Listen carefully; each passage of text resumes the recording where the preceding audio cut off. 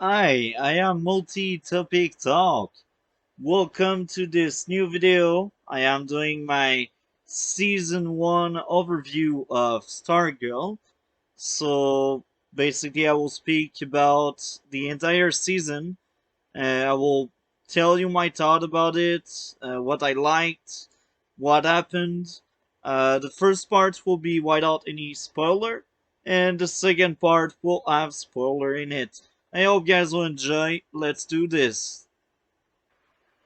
As the Arrow fan, I got invested into the Arrowverse, and I also watched Arrow. I basically watched all superhero TV show the CW has. And I was like, at first, I was in no rush to get into Stargirl. Of course, I heard about that. I've seen the trailer as well, but I was in no rush to see it because I felt like I had enough heroes around. As I am recording this video, I just watched season 1 and 2 back to back because I'm in the off season of the shows and I was surprised. That was a great experience. Uh, I really feel like this show gave us something I already seen before, but giving new spins on it and giving me a fresh feeling about what they were giving to me. The characters in Stargirl feel human. They are really well done. They thought about what they were doing and they created the season 1 and 2 uh, in a way that you can believe on what they experience and what the character are doing. And the season 1 had a lot of uh, realism despite magic in it, realism in what the character are going through during that season, and this is what makes it great. I was never really hard on CGI because it's TV and I don't expect to have like cinema and theater experience with CGI. However, here again, I got caught off guard by the quality of the CGI. The TV show experience we are getting feel like watching a 12-hour movie, and this is amazing. The entire cast of character was amazing. I really liked everyone. Well, actually, this is a lie. There's only one character in the bunch, and this is Courtney mom, basically, um, the mother of the main character. That was the only character I found boring, but even there, she was not as annoying as other character in the Arrowverse. And when I say that, I'm pretty sure a lot of you have an idea of which character can be annoying in other TV shows. What was great about this series is the writing. It was really well done. The plot twist makes sense. The characters make sense. And you really get a good feeling watching the show. And overall, I will say it's a light-hearted show, but sometimes it's really dark and serious. Of course, it's not dark like Arrow of or Titans, but sometimes it can get serious. Sometimes it can get dark, and this is interesting. I like the idea. I also feel like this is a family TV show in the first place. What I mean by there is everyone can enjoy their time because This is just like the way they made it. I believe that they wanted everyone to enjoy their time, whether you're the teenager, the father, the parents, the uncle. I think they really wanted you to feel and and enjoy your time watching the show. This was entertaining. Now I think I spoke enough. This is done for the non-spoilery aspect of the video. We will go into spoilers shortly. With my more spoilery approach of the overview of season 1, I will speak about what's going on uh, in each episode, like the big plots and what caught my attention and what I liked and what's going on during each episode. So I hope guys will enjoy the format. We will have a lot of timestamps, as you can guess, in the video. Let's keep going with this.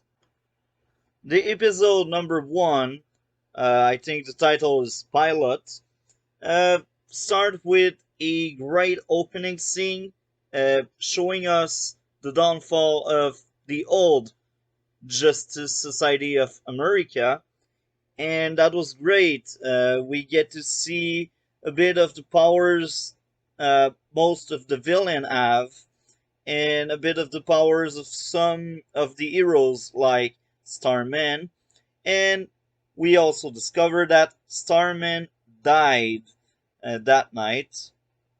We also get to see Pat Dugan for the first time. He is some kind of sidekick, and later on it's turned into a joke. So while Starman is slowly dying, he tells his sidekick, Pat, find new people. Like you can carry on the wheel, but you cannot take my mantle because you're not meant for it. You're meant to be a sidekick. And this was funny. Some may say, yeah, Sylvester at that point, because Starman is named Sylvester. Uh, some may say, oh, yeah, the guy is dying and all we can do is aid the guy. It is true at some extent, but being a jerk sometimes is what you need. I will always prefer a jerk that is honest than someone that hides the truth. So that opening scene was great. Um, then we see a young Courtney wondering where her father is because it's Christmas Eve and her father is not around. And I also must say it, the CGI during the big fight was great. You feel like you're watching a movie. You see all the beams and the magic around. That was great. And the start of the episode is very emotional. I am not really a guy that enjoy slice of life uh, episode and shows. However, this one is doing a lot of slice of life, but it's well done. It's to give us the new characters, and it's for us to understand what's going on, and it's very interesting, even if it's slice of life. I enjoyed my time, and yeah, I will also add this up. The character and actor as well both do their job properly, and you can feel what they feel because it's well written and it's well acted. You really believe that Courtney is a teenager, even if the actor is 22 years old, because the character is well done and the actor is great as well in the role. She's a natural one. You also see them moving, as you can see the sneak peek there, and Pat tries to connect with Courtney, and Courtney don't want that. As someone myself who experienced my parent divorce, I could feel what Courtney felt, and that's interesting. She don't want Pat to be her father, and this is impressive how Pat still tries. Because some human being would be like, oh, you don't want that? Perfect, I don't care anymore. But Pat is really trying his best despite Courtney' refusal to connect with him. And this was touching, and you really feel sorry for Pat. And Courtney really looked like a brat, but at some extent understand Courtney as well. I will speak for myself, but I must tell, if I was on Courtney's shoes, I would do the same if I were on in Courtney's shoes, because this is a human thing to shut down what we don't want, and she don't want that. She want her true father, and this is very human to want the true father you probably have somewhere. And this is very interesting. I like that dynamic. It makes the show realistic, even if it's a fantasy like TV show, a sci-fi thing. They go out of their way to tell us Stargirl is an outcast because she's from a big city and now they're moving to a smaller city. She wants to do gymnastic. The school don't want her to do gymnastic because there's no more gymnastic. And when she's looking for a table to eat at the cafeteria, she is sent toward the reject table.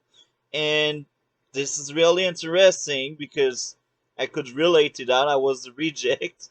So I can tell, yes, it's funny, yes, it's cliche. This is cliche, but it's realistic. And it's also probably in my miss part because I enjoyed the realistic aspect of it, but this is also boring because, as I mentioned earlier in the video, I'm not a fan of slice of life episode, I can say in that way. So you see, the whole high school aspect of the episode, I'm not a fan of that. It feels like a new Smallville, and it was fine, Smallville early 20s, but I don't really want to watch that in 2021. I will also defend them by doing this. They cannot give us only superhero stuff because the show would become boring. So the high school aspect of the episode does not take too much place. It's just fine. I don't like it, but it's just fine. And here's another nitpick I had. How did Cindy got Courtney phone number? I don't know. It's not explained, but let's say she has magic. I don't know. Um, Another thing I did not really like is the fact that Pat has hard time to hide his GSA stuff, like the staff, the pictures. So this is a nitpick. But you see, if any villains show up, you will understand its stripes. It's stripy, or I don't know how they call him.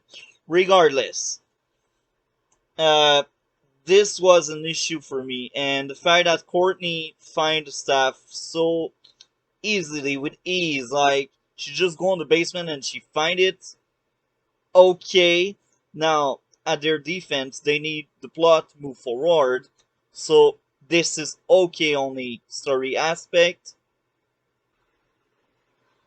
I am just not a fan that the fact that this staff in this past was very easy to find. And I understand why they did it. It would have been really hard to give the staff another way to Courtney, because Pat does not want Courtney to go inside of that. He does not want her to risk her life. He only wants her to live a normal teenager life. And this is very realistic and interesting as well. Pat only wants Courtney and her mom to both be safe. I really felt like the first season as a whole is very focused on Courtney and Pat.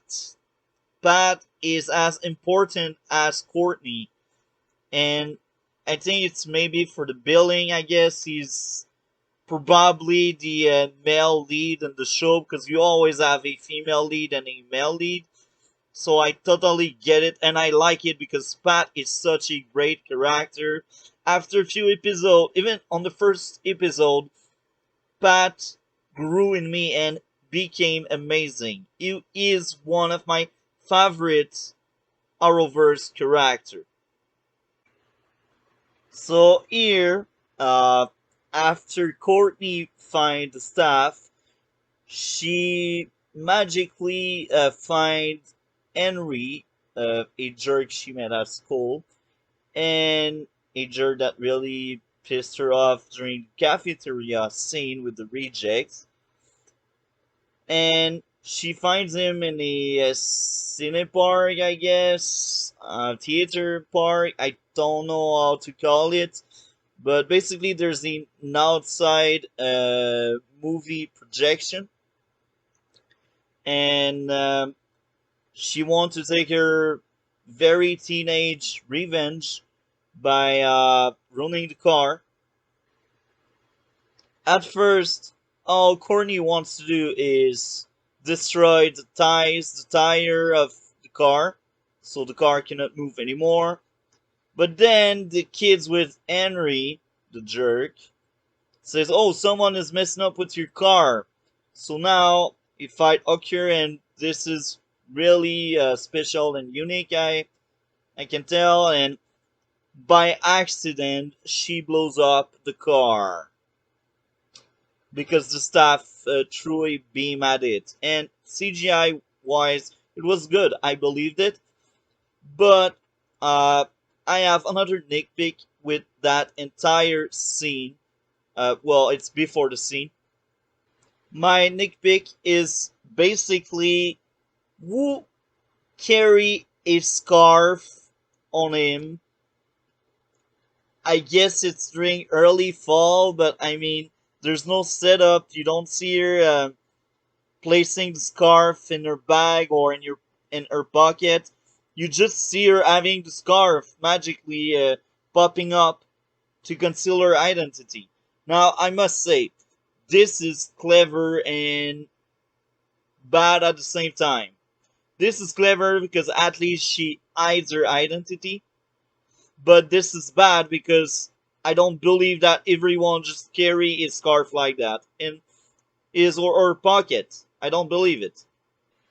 Now, after that, Courtney comes back and she has her discussion with Pat about the GSA, and this was really interesting. I really enjoyed my time. This is a great TV show. Even if I find bad stuff about it, that does not mean I don't enjoy my time watching the show. Then after that, we got some gymnastic. It's well done. We see Courtney training and learning how to use the staff. And this is interesting. This is good because you see a flawed character that tries to understand how it works and try to improve and become stronger and more worthy to carry on the staff.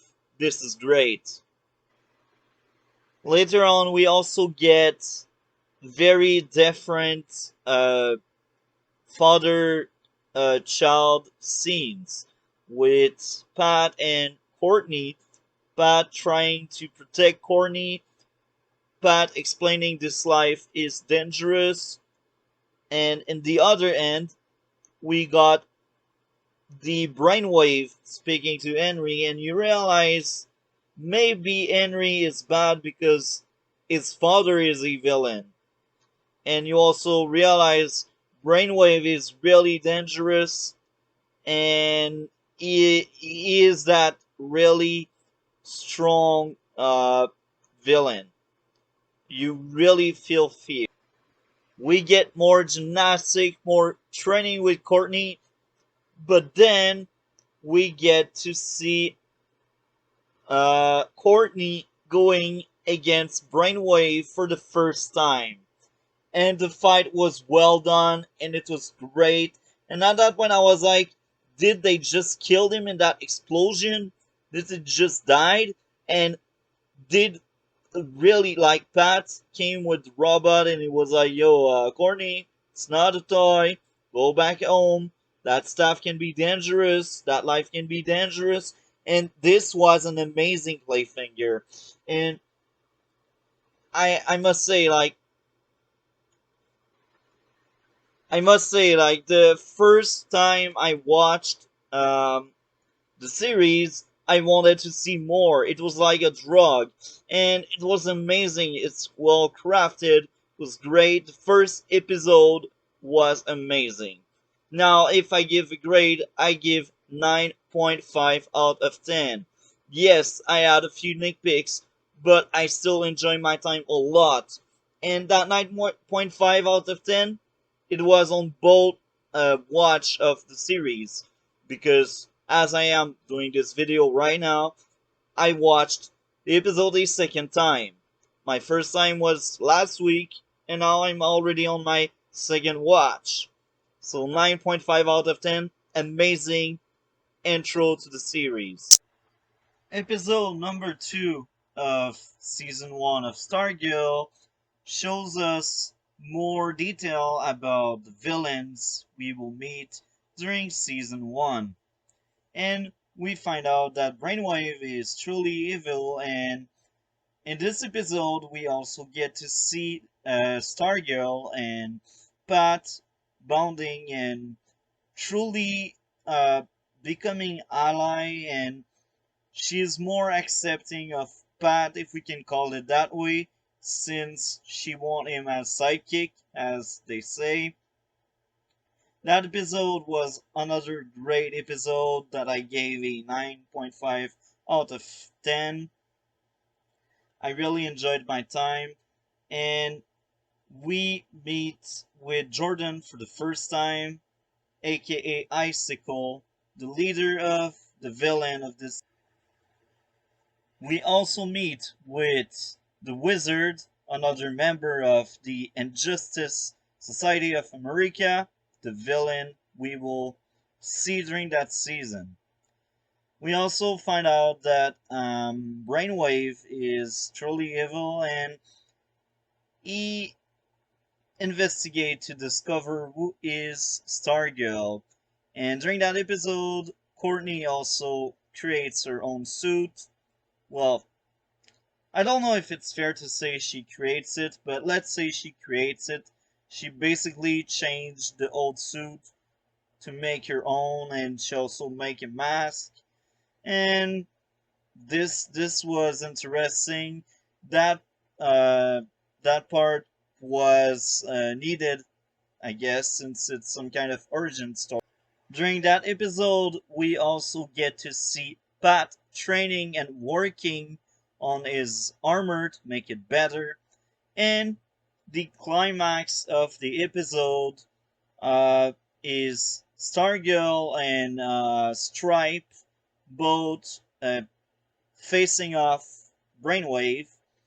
After a hard-fought battle, Brainwave fall into a coma. He got some kind of seizure due to the staff uh, throwing a beam in his head, I guess. I'm not quite sure, but I guess this is what happened. The staff of Stargirl basically took down um, Brainwave. And yeah, we also get to see the same cafeteria kids we met in episode 1 to enter out to future friendship we will see later on the season. So now, coming to episode 3, a lot of things happened, and episode 3 was amazing. It was one of the best the show had, even coming to season 2. It's another episode where you get to learn more about the villains. You get Jordan origin story, if we can call it that way, I guess. And Jordan is basically Icicle. And this was interesting to also see the wizard starting to think about leaving the Injustice Society of America. And I enjoyed my time. It was a great episode, and you also get to see the hero losing. It's rare you see that kind of stuff happening in any TV show or movies. And Courtney, being the kind of person that rushed toward danger before thinking, is the whole reason why one of her classmates died. And that said classmate was great. You had small amount of the guy and you could relate to him. He was good with people and you don't see it coming. The first time I've watched the episode, I did not expect to see someone dying just like that. And that was not a jerk that died. That was an accident. And that accident, maybe it would never have happened at the first place if Courtney had listened Pat when Pat was telling her, "Take your time, don't rush into danger. We need to get intel about the enemy." So now at that point, it's very emotional because Courtney liked, maybe she was not in love with the kid, but she liked the kid because it was one of the few that had respect for her and that was nice to her, and she's telling that to Pat at the end of the episode. Sometimes when you kill off a character in the show, you just pass to the next scene. But here they take their time. They use the impact of the death of Joy to develop further Courtney Pat relationship. They also develop Wizard, uh, and Wizard, just like Courtney, rushed into danger without thinking, and he got killed by Icicle. Overall, that was another great episode. I gave it a 9.7 out of 10 on both watch of the episode I had, and that was amazing. That we had a lot of funny scene during the episode, and the villain are amazing. This is what makes a show really strong and interesting. And as I said earlier, the hero that loses is the most interesting one. If the hero always wins, it's boring. Episode 4 of Stargirl brings us Wildcat, another new character that will work with Courtney to take down the bad guys of this season. And we also meet another character being the Dragon King, another villain. And yeah, that episode is just all about giving us a new hero, a new ally for Stargirl. And you also get to see some of the backstory of Wildcat. And It's a really sad backstory, and yeah, that's it for episode 4. I also forgot to mention something else that happened in episode 4. We also discovered that Henry, the son of Brainwave, is almost all the time when he can at his father room, basically in the hospital. So he keep visiting his father, and we also discover that another villain uh, probably use a villain. So not that much happened on that episode.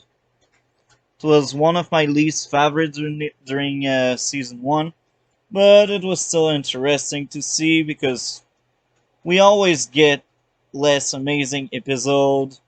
It's just part of a show, even if the show is amazing.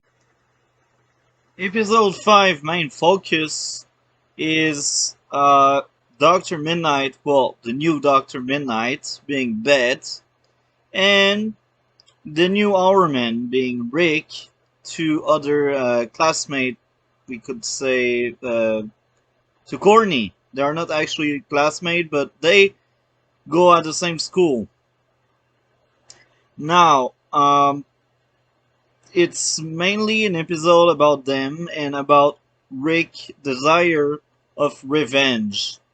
His parents, including the old Hourman, basically died from Solomon Grundy, and Rick is out for revenge, and this will drive him to join the new Justice League. Uh, what am I saying? The new Justice Society of America with Courtney.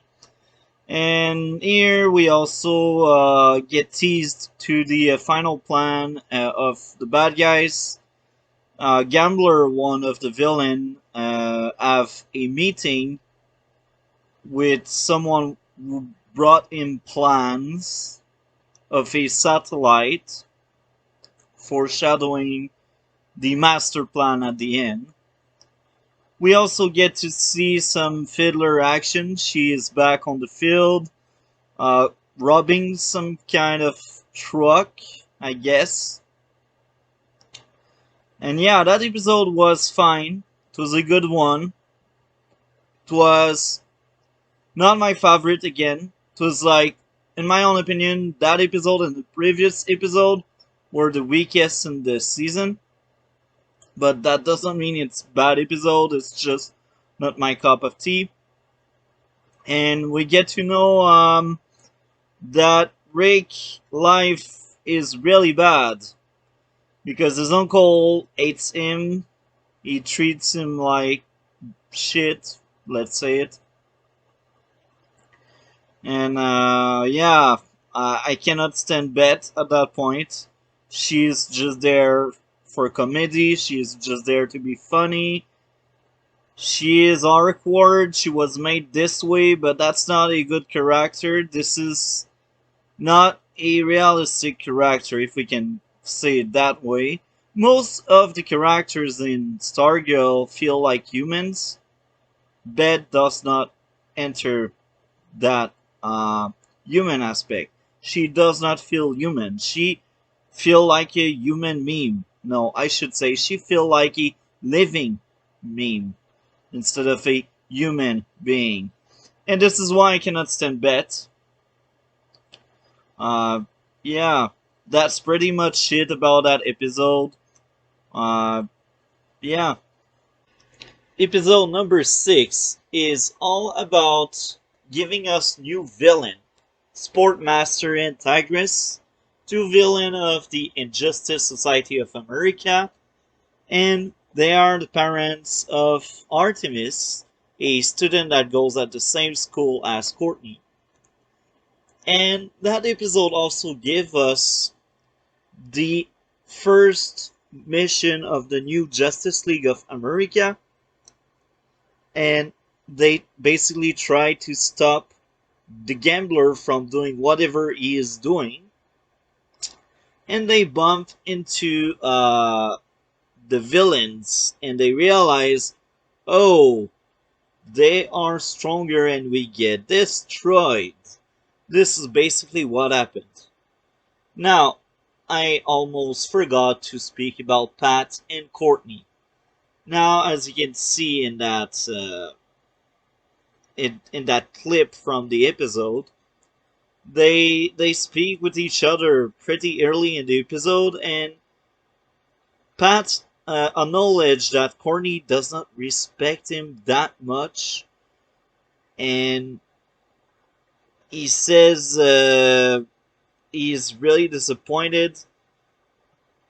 And then after that, Courtney is like, "Oh, I feel bad and sorry."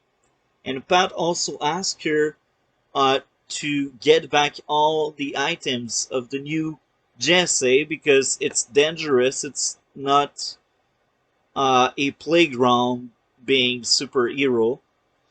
And the entire episode is about Courtney trying to get back the stuff, but then she realized she can't, and she just go with the new Jesse to try to stop the villain. And this is also a big loss for them since the villain still succeed on what they were planning to do. So episode 6 was very interesting. I enjoyed it.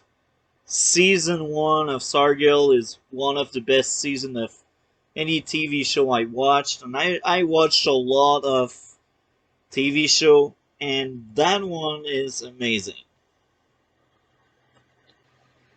Episode number 7 and episode number 8 are a two-part event. It's basically a two-part event. And if you watch it back to back, it's like watching a movie because the story is really, really tight. What I mean by there is both episodes are really, really linked. Like, most of the season has no filler, but these two episodes could be one. This is why it's a two-parter, I'm assuming. So with that being said, this episode is about Cindy, one of the next villain we will meet. And we also discover she don't want to be a normal teenager. She really wants to have her own seat in the Injustice Society of America, and her dad, Dr. Dragon, one of the villain of the Injustice Society of America, tells her you're not ready. You cannot do this. And just like Courtney, she don't care about what her father say. And this is very interesting because some parallel are really drawn to tell us Cindy and Courtney are very similar. They are alike, but they are two different sides of a coin because Cindy is clearly mean and she disrespects everyone.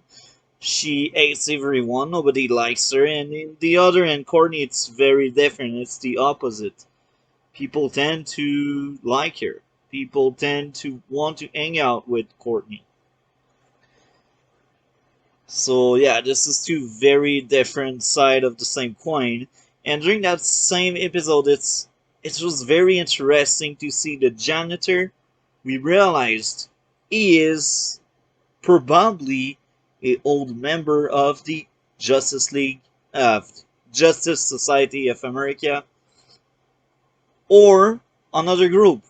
At that point, we only assume Justice Society of America, because at that point, no other group were spoken about. But later on the season, we discovered there was another group of superhero, just like the Justice Society, but with different people in it, and the janitor was part of that other group. And we are led to believe, well, this is my understanding of it, maybe I'm wrong, but the janitor used to be the leader of the other group. I think. I'm not quite sure. I'm not really into comics, but I'm telling you, Stargirl season 1 is great, and maybe one day I will read some comics about Stargirl. I don't know. Anyway, in that episode, we also see that Courtney try her best to respect more Pat, and even if she don't realize it, she is closer to Pat from the start of the season. What I mean by there, at the start of the season, they had almost nothing in common. They were not on the same page, but then as time flies, they are closer and they start being in the same page throughout the season, and the understanding start to grow during episode 6 and 7 and 7 and 8. And you see Mike realize, oh, it's my father, it's not your father. And then you realize, even if you even if Courtney and Pat don't realize it, they are really close. They have a lot in common at that point. And we also get to see more of Barbara. She does not really go into the lies Pat is giving her, basically. And at some point, Pat is like, "I need to talk to you, Barbara," and Courtney don't want that. But then at the end of episode 8, she clearly not she Pat clearly wants to uh, tell the truth to Barbara.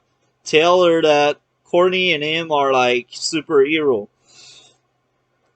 During these episodes, we also get to see more of more of Cindy, of course. She's the main focus, and Beth. I started to enjoy her more after Courtney accident. She felt more realistic than just a joke, a living joke, as I was saying earlier.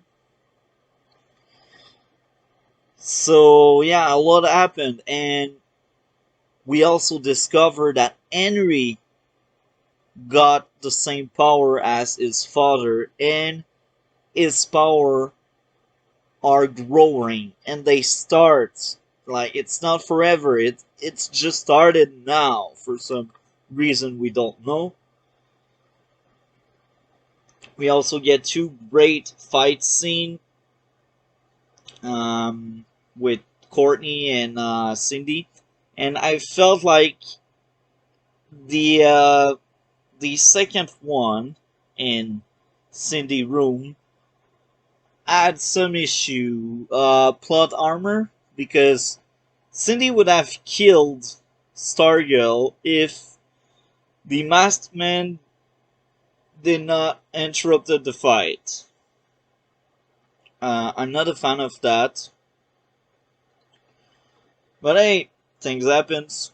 These episodes were still very good at my second watch. Episode number 9 was centered all around Henry, and this episode was very good as usual. My second watch of the episode was not as great as the first one, but it still remained a standout episode because we get to know more about Henry. And Henry trains to get his new power, while Courtney, on the other end, wants to recruit Henry to face off the ISA. Now, because Yolanda has history with Henry, she does not agree with that, and that creates some kind of conflict. There's also Rick, that is not on board with the idea of Henry being an ally for the GSA. So this episode had a lack of action, but we got a lot of character growth for Henry in 40 minutes. We also get to discover something very interesting I enjoyed a lot on both watch is the fact that when you get powers like Henry, you can read minds and control people. You can only turn bad because you see only the worst of the people because people don't always say out loud what they think. Something are kept for themselves, and this is why that quote came back. People are monsters. And this was very interesting because Courtney did not agree with that. She was like, deep inside, some people are good despite being monster. So that was very interesting. I really enjoyed that episode for that aspect. Courtney having her point and Henry having his point. And yeah, the ISA now realize they may use Henry to achieve their big goal, their big plan. Courtney and Pat also discover that Jordan is Icicle during a dinner. So yeah, episode number 9 is probably a 9 out of 10. Episode episode number 10 was one of my favorite episodes in both seasons, season 1 and 2. It was amazing. It was all about Henry choosing which side he would be on. And you also find out that Brainwave was bad at its core, and Henry just wanted to be different. This was very interesting, and I also enjoyed Barbara this episode. She was good because at first she reacts like anybody normal that finds out lots of lies were told, and she decides to push away Pat. But then later on, she decides to do her own investigation, and Jordan is planning something, and she finds out on her own, and then she realizes she can trust Pat. And this is also very interesting because we get to see the new Jesse trying to get back the staff, because on the previous episode, I believe, or it was on this same episode, I'm not quite sure, either it was last week or this week, the cosmic staff decided on its own to attack Icicle and Brainwave, and Icicle froze the staff and captured it. So during this episode, they basically come up with a plan and they go inside to get back the staff. And yeah, this episode was amazing. Even after two watch, I was not able to find things I didn't like about this episode, and it's rare I do that, but I give 10 out of 10 both watch. The ending was emotional. Henry died. Brainwave killed his own son. And we also find out that Brainwave also killed his wife in the past. All for the Injustice Society America. All for that mission they have. So, yeah. Episode 10 was really good. They get back the staff. Everyone is sad to see Henry die, despite earlier conflict where only Courtney was on Henry's side. So yeah, that was an amazing episode.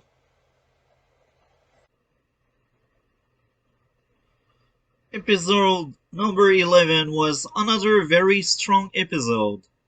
In this episode, we discover the truth about Courtney's father, and just like Pat said many times over during the season, uh, Courtney's father is not Starman. It's actually a true jerk that only came back on her inside her life just to get money. Yes, this is the worst of the worst. Outside of that, this episode was very interesting because we discover more about the janitor, the knights, and we find out that Dr. Ivo, or King Dragon, if you prefer, messed up with the guy mind.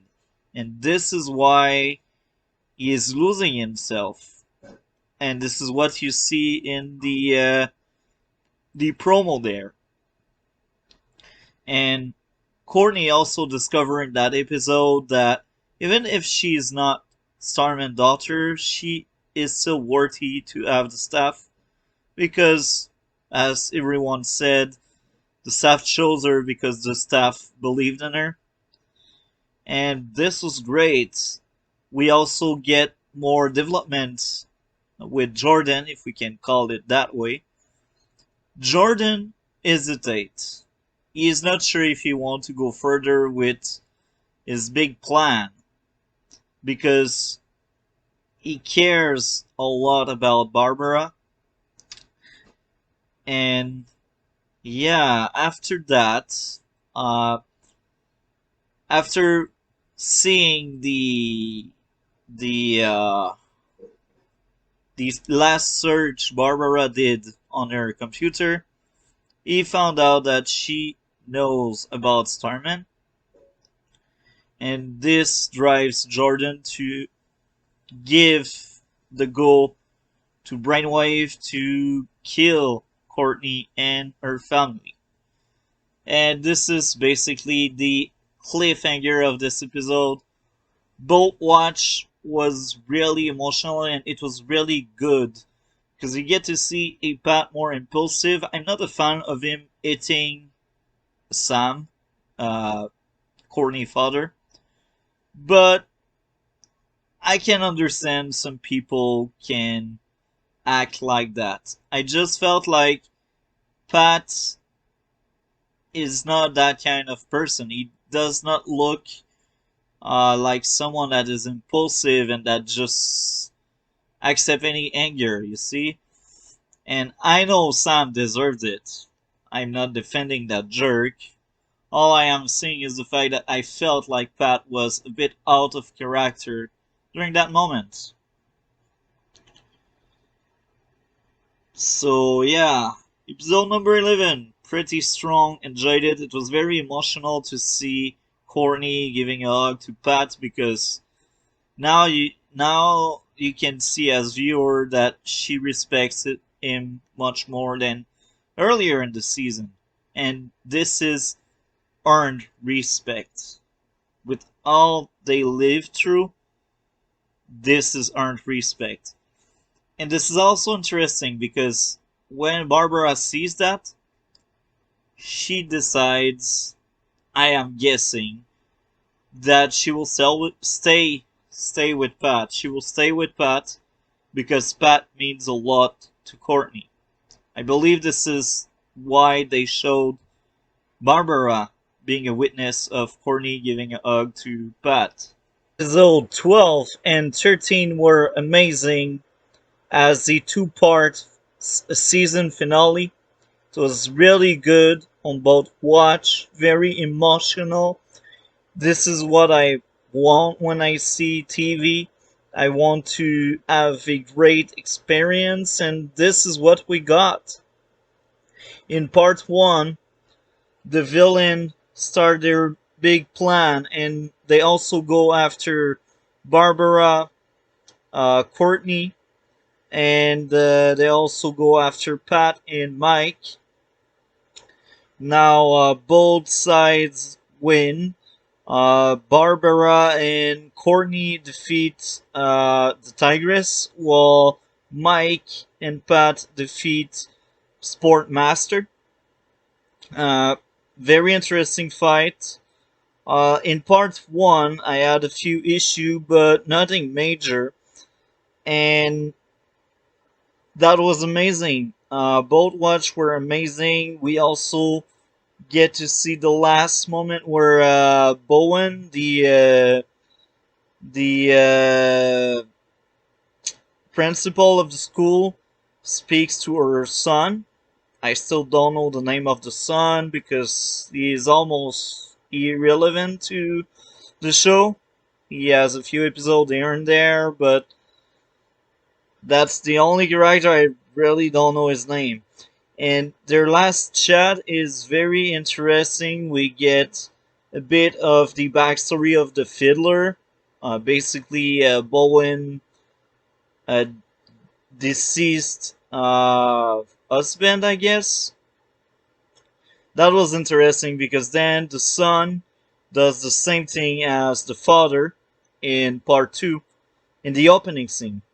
Fun fact, on my first watch I did not realize that was Bowen's son that did that. So I did not got the kind of joke, but on my second watch, which is right now, I realized, oh, this is Bowen's son that does the same thing as his father. And on that great part 2 season finale, we get to see a big fight between the GSA and the Injustice Society. Beth is interesting for one since she's more than just using the glasses. She actually comes up with the plan, and the glasses is her tool, and I really like that. I wish we had more of that kind of stuff with Beth during the season. Yeah, um, that was really good. And we also get Courtney and Pat facing off each other because of Brainwave. And as you can see in the trailer, both sides fight each other. We also get Pat versus Solomon Grundy. Pat get destroyed, but we also get to see a Solomon Grundy that is not that evil. He's not evil. He's being used because he could have killed Pat if he was truly evil, and he is a victim in that. And this is very interesting. I knew it on my first watch. I had the feeling he was the victim, but my second watch was really centered on wow, they really planned that out. They really thought about it, how they would give us that scene where someone Grundy could have killed Pat, but he did not do it. I liked it a lot. And then we get Rick versus someone Grundy, and then Rick realizes, wow, that guy is just a beast. He is not evil. He he has no killing intent. He is just a monster. And this is very interesting because Rick had revenge earlier in the season, but then, as he could do his revenge, he realized that's pointless. And this is what was great about that season finale. So many great character moments, character growth for every single character, even Yolanda. Yolanda basically kills off Brainwave, and when I've seen that for the first time, I was impressed. I was like, "Wow, plot twist!" And more than that, I was like, "They won't go further with this in season 2, but this is still great as the ending and how Courtney reacts to that." And she just go further. She just keep going despite that shocking moment that her best friend just took a life. And yeah, that two-parter was great. It was great. Then we get the rooftop scene with Icicle, one of the best performance of Jordan. I don't know the name of the actor, but that was amazing. Then we get the classic Barbara saying, your wife would not want that. She would be disgusted by it. She didn't wanted that. And then, because we have backstory about Jordan, Jordan tells Barbara, you did not know my wife. You didn't know her. You cannot tell. That was great writing. And I find that realistic. Because some people are that edgy in real life and that crazy in real life. So the fact that they make the flashback pays off this way, I enjoyed my time. The kind of cliche lines we are fed up with is no more cliche because they build around it. So season 1 as a whole was amazing. It's rare in TV show like that we get so much character growth in the cast, and it's impressive. When I think about that, I don't know any other show where character growth is given to this many character in one season. Courtney changed. She now respects Pat, and she considered Pat as her father, and she also gave the mug to her new father, Pat. Barbara changed because at first she was shocked. She wanted to run away from trouble, but then at the end she was like, "We need to stay and save the people," and everything made sense. We got a Rick that wanted revenge. At the end, he no more wants revenge. He realized he was wrong. We get a Beth that was truly annoying, the weakest part of season 1 in my own opinion, becoming interesting. And we also get a scene where Jordan destroyed the glasses. He destroyed the glasses, and I was like, wow. They had the balls to destroy the MacGuffin. But of course, in season 2, they forget about that, and suddenly the glasses are fixed for some reason. Regardless, we are speaking about season 1 right now. Season 1 is a masterpiece, in my own opinion. I don't tend to give crazy grades, but most of the time when I was watching like the show as a whole, I was giving high grades. I was very generous with the grades. Like most of the grades I was giving was between 9 and 9.7 with 2 10s. The 2 10s were the season finale, episode 13, and the episode number 10. The rest was 9.5, 9.7. And on my second watch, I enjoyed the show even more because I knew where they were getting with this. We also get the setup for Eclipso and the Shade.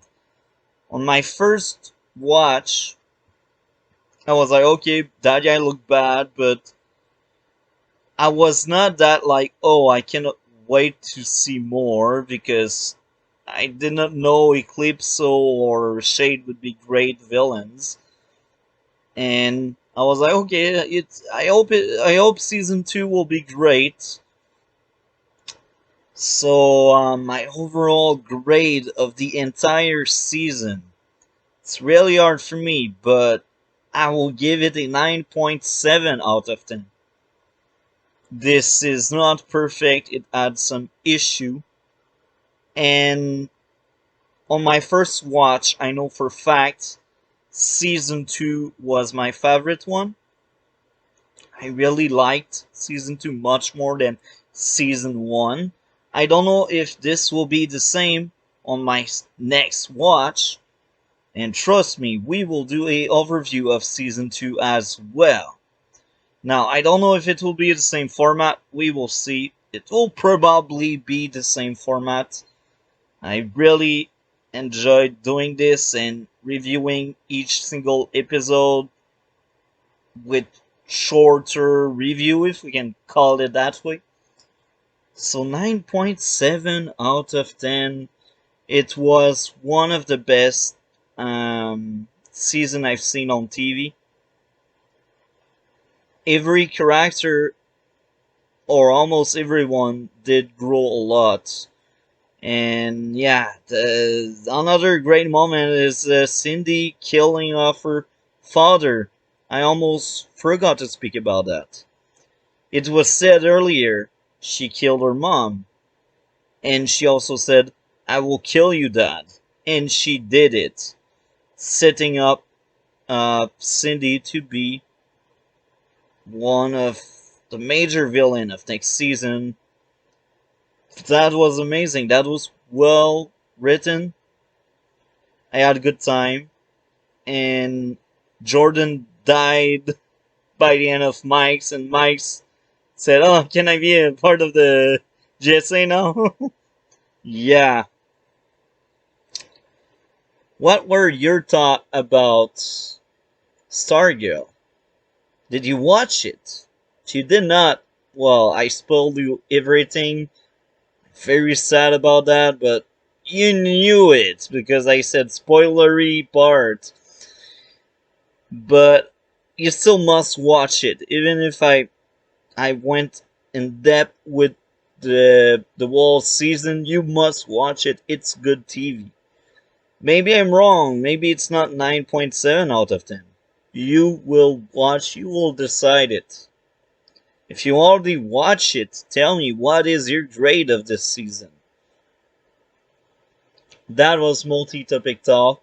Like, comment, and subscribe. We will see each other in future video. Have a great day.